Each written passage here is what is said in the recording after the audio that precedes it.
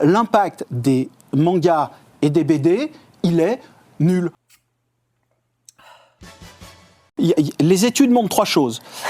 Quand vous lisez des livres, ça a des impacts positifs sur le langage, les connaissances générales, mais des choses comme, voilà, qu'est-ce qu'un carburateur, qu'est-ce qu'un conflit d'intérêt, qu'est-ce qu'un taux d'intérêt, enfin des choses extrêmement voilà, générales, c'est pas seulement la culturalité. Yo les furios, c'est Léon Brando. Du coup, je voulais dire que j'étais accro avec ce monsieur. Toutes les lectures sont bonnes à prendre. Je pense que c'est hyper important de lire beaucoup de choses, de lire des choses variées. C'est très très important la lecture. Qu'est-ce qu'un carburateur? Qu'est-ce qu'un carburateur? Chose qui met en avant assez lunaire, mais c'est très bien de parler de ça. Ça me permet moi de vous parler d'un manga qui s'appelle Ike Ike Tune Gogo, qui est un manga fait par Hamanako Taisa, qui est un auteur qui a été publié dans le magazine Champro, donc un magazine qui est pour les bozozoku, donc les gangs de motards japonais. Et c'est un magazine qui vous apprend à modifier et réparer vos motos pour faire des motos de bozozoku ou juste réparer une moto. Et du coup, c'est hyper intéressant. Il y a rarement l'occasion de parler de ça. Je profite également de l'occasion qui nous lance là parce qu'il parle également de conflit d'intérêts. Qu'est-ce qu'un conflit d'intérêt? Vous parlez de Kujo no Taisa, donc un manga avec un avocat qui va défendre tout type de personnes, tous des criminels,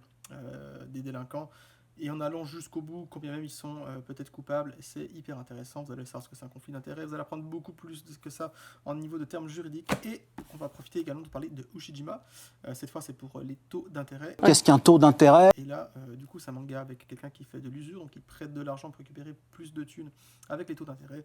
Manga très très intéressant qui vous montre du coup les bas-fonds de Tokyo, avec des personnages très très intéressants qui ont beaucoup plus de problèmes de thunes que vous et moi, et c'est assez ouf. Franchement, que des très bonnes lectures. Il y en a 2 qui sont chez Kana. Voilà, suite.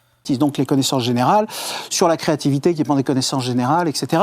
Sur la réussite scolaire, massivement. Petit bonus, en parlant de réussite scolaire, je vous recommande vivement Drôle de Rakai, qui est un manga en 23 tomes, de délinquants qui se mettent à étudier à l'école. Plus ça va de l'avant, plus l'étude prend de l'importance dedans et l'auteur a envie que les élèves passent du bon temps à l'école et aient envie d'étudier. Moi, j'aurais aimé découvrir ça quand j'étais plus jeune. Je trouve vraiment bien. Le début est très divertissant, très marrant, mais après, ça prend des tournures un petit peu plus sérieuses sur l'apprentissage et je recommande très vivement ça.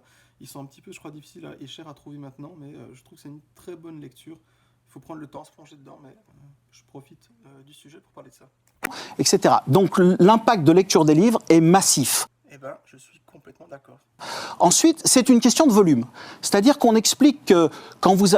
L'estimation, en gros, c'est vous avez lu 1 million de mots et vous en avez à peu près incidemment appris 1000, qui sont en général des mots qui ne sont pas les mots du commun de la langue. Suivant ce que vous lisez comme manga, vous avez des fois des lexiques en début de tome avec plein de vocabulaire hyper intéressant, important, plein de trucs sur la culture japonaise, plein de choses sur des domaines très spécifiques. Mais en lisant quelques mangas, en lisant pas beaucoup de mots, vous allez en retenir beaucoup si c'est bien amené. Des fois, je pense que c'est très rentable de lire certains titres. Toute lecture est bonne à prendre, comme il l'a dit, et certains mangas ont beaucoup de vocabulaire et des vocabulaires très intéressants sur des domaines très spécifiques. Prenez le temps de vous intéresser à pas forcément peut-être rester dans les shonen classiques. Le monde du manga est quand même beaucoup plus vaste que ça, et celui de la BD et des comics également. C'est-à-dire que si vous lisez tout Harry Potter, c'est à peu près 1 million et quelques de mots, vous en avez appris un peu plus de 1000.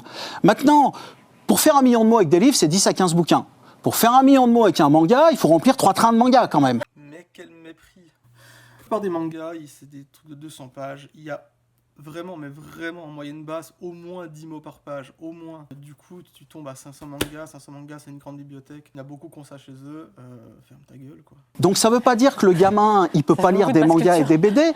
Peut-être qu'on va avoir des impacts, et sûrement, je veux dire, la BD de Jancovici sur le réchauffement climatique, la BD de Piketty, par exemple, sur l'économie, on va pouvoir prendre de l'information.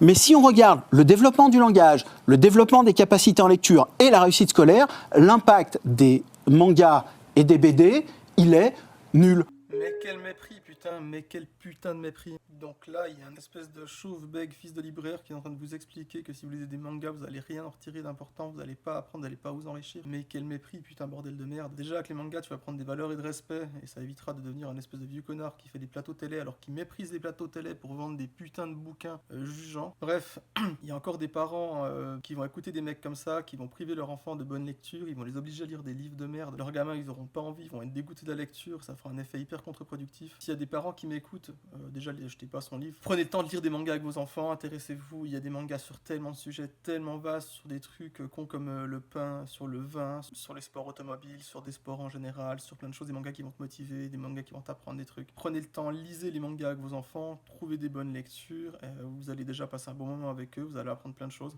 Et puis vous allez découvrir qu'il y a plein de mangas hyper enrichissants pour tout type de personnes, pour adultes, pour enfants, pour filles, pour garçons, pour les deux à la fois, pour tout et n'importe quoi. Mais putain, allez pas lire le livre de quelqu'un qui méprise la BD au sens large. Faut juste prendre le temps de découvrir les bons livres, les bons mangas, les bonnes BD, les bons comics. Il y a tellement de choses à faire. Et il y a évidemment des bons romans, des bons livres en général.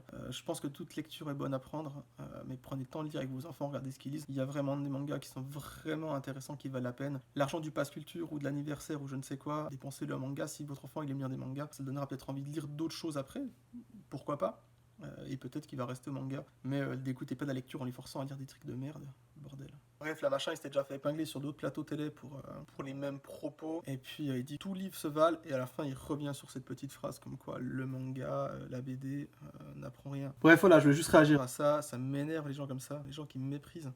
Il aurait dû lire des mangas, il aurait dû avoir des bonnes valeurs, ça aurait fait peut-être une meilleure personne qui écrirait pas des vieux torchons. Allez, des bisous, j'ai pas lu son livre, j'en ai rien à foutre. Oui, alors comment vous dire, ça se passe comme ça. Il y a certaines personnes bien intentionnées qui disent des choses que j'ai pas dites et qui après me reprochent d'être suffisamment bête pour avoir dit les choses que j'ai pas dites. Il n'y a pas de niveau il n'y a pas de hiérarchie entre les BD, les mangas et puis les livres. Le fait est que... Mais si on regarde le développement du langage, le développement des capacités en lecture et la réussite scolaire, l'impact des mangas et des BD, il est nul. Alors je suis pas un littéraire, je suis pas un érudit. Alors je suis nul.